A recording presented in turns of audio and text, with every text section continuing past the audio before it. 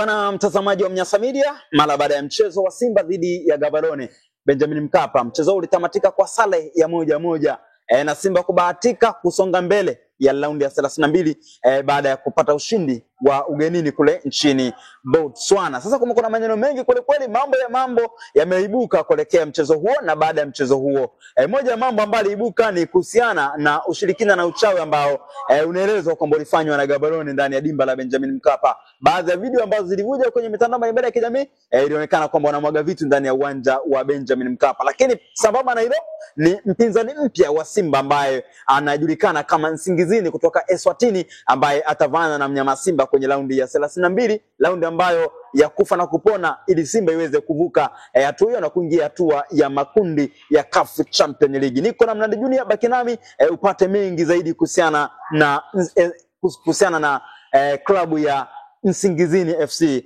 kutoka kule Eswatini. Bwana Mnandi Junior, mambo vipi? Mimi namshukuru Mungu mwingi wa rehema, ameniamsha salama, niko poa, niko budi. Na power ninayo ya kutosha tu. Bwana, mambo yanakwenda kama kawaida. Hujaishiwa power baada ya mchezo wa jana? Siwezi kuishiwa power kwa sababu mchezo wa mpira wa miguu una matokeo matatu. Lakini kwa jana matokeo yalikuwa yanahitajika ni mawili tu. Mtu ashinde ili aelekee hatua inayofuata. So tumetoa sare, lakini ukiunganisha mchezo yote miwili dakika 90 mara mbili unakuta 180. Kwa hiyo Simba amekusanya magoli yake mawili na ndugu zetu Gaborone United wamekusanya goli lao moja, kwa jumla ni goli 2-1 ambaye Simba zimemvusha kuelekea hatua inayofuata. Ina maana ingekuwa kama misimu mitatu iliyopita Simba ingekuwa tayari kashatinga makundi, ile kwa sababu mwaka huu tumeanzia hatua ya chini kabisa ya mchujo. Kwa hiyo itatusubiri sasa mchezo unaofuata ili uweze kuonesha dira kama tunaelekea makundi ama tunaendelea kubaki nyumbani. Lakini ninachokiamini kwa Simba Sports, inaweza ikaanza vibaya lakini ikaenda kumaliza vizuri, kwa sababu sisi makundi sio story kwetu.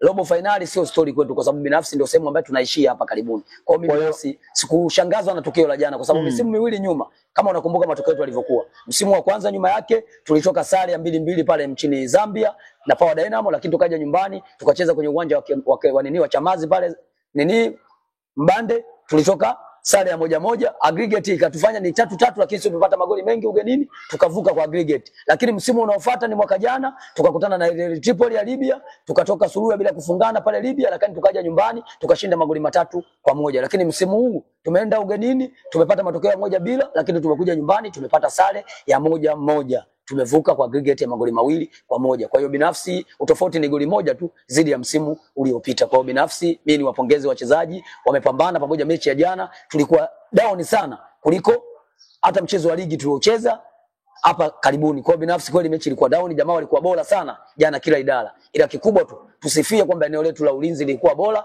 lakini pia eneo pia la winga yetu ya upande wa kulia ya yule mtoto Jose Luis Mixon part 2 ilikuwa bora sana, iliwasumbua sana. Maana hapo namzungumzia Morris Abraham, bonge la mchezaji, bonge la player. Bwana wanasema Simba ni Simba hata kama Kikonda hawezi akawa paka. Labda msemo huo ndio Simba hivi sasa ndio mnatembea nao. Bwana, kile ambacho kilimwagwa ndani ya dimba la Benjamin Mkapa lilikuwa ni uchawi, ni ushirikina, ama ni mbwembwe tu kuatisha nyinyi Simba muogope mwingie na mchecheto, kwa sababu kwa kuwa na mashabiki ili mpate hofu kucheza na upinzani wenu Gaborone United? Mpira una mambo mengi. Watu tu wanakaa mpira wanaangalia tu kwenye pichi, wachezaji 11 kwa 11.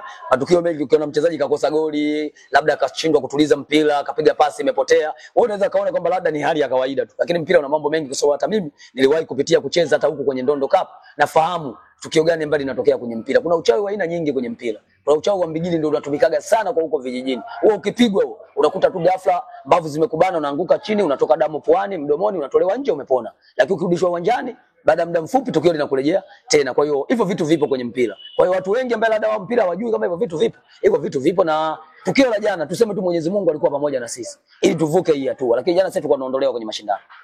Mlikuwa mnaondoka maana yake? Tulikuwa tunaondoka kwenye bila ubishi. Mlikuwa mnaungana na ASEC Mimosa. Bila kupepesa macho. Jana Mkongwe alikuwa anaondoka. Mtu namba 5 Afrika angeondoka jana, tungezalilisha kabisa. Maana ingekuwa ajabu sasa. Aibu, tungezalilisha bara la Afrika. Tunakuwa namba 5 afu tunaondolewa na timu underground kwenye mashindano. Yaani timu ngeni kabisa kwenye mashindano. Afrika tuondoe. Ingekuwa aibu kubwa sana. Kwa hiyo mimi ninachokiamini tupongeze tu kwamba Mwenyezi Mungu alikuwa upande wetu. Uzoefu umetubeba kuhakikisha Simba imeenda hatua inayofuata. Kwa sababu bila umahiri wa golikipa wetu Spider Kamala, pin tulikuwa tushaondoka. Sasa kipindi cha kwanza tulipiga target 5.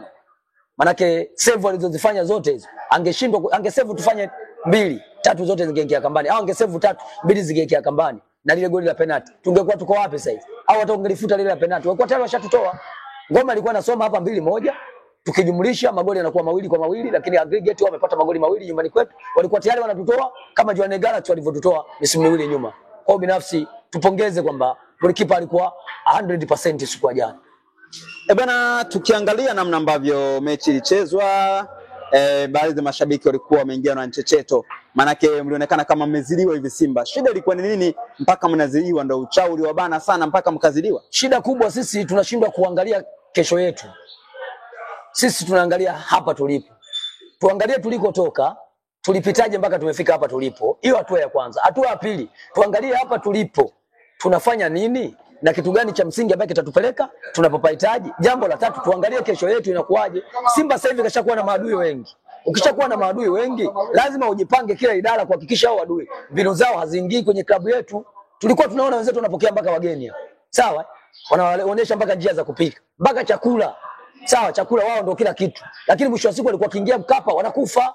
Watu walivaa mpaka jezi za vilabu hapa kina Kaizer Chiefs, lakini waingia uwanjani wanakufa. Kwa nini sasa hivi inaonekana kwamba tuna udhaifu? Manake ndani ya uongozi wetu hakuko pamoja, hali si shwari.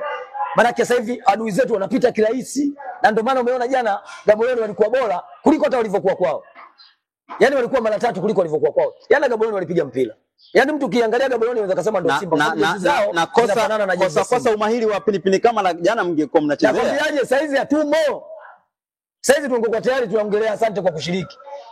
Bila ubishi. Ningepewa thank you. Asante kwa kushiriki. Tukutane wakati mwingine. Tungeficha wapi sura zetu? Hawa viamba mkumbe si ndio ingekuwa balaa. Hawa tembelea tumbo tena ingekuwa wanaongea kila kona. Na saizi wanamdhamini mpya. Unafanya masiara wanania.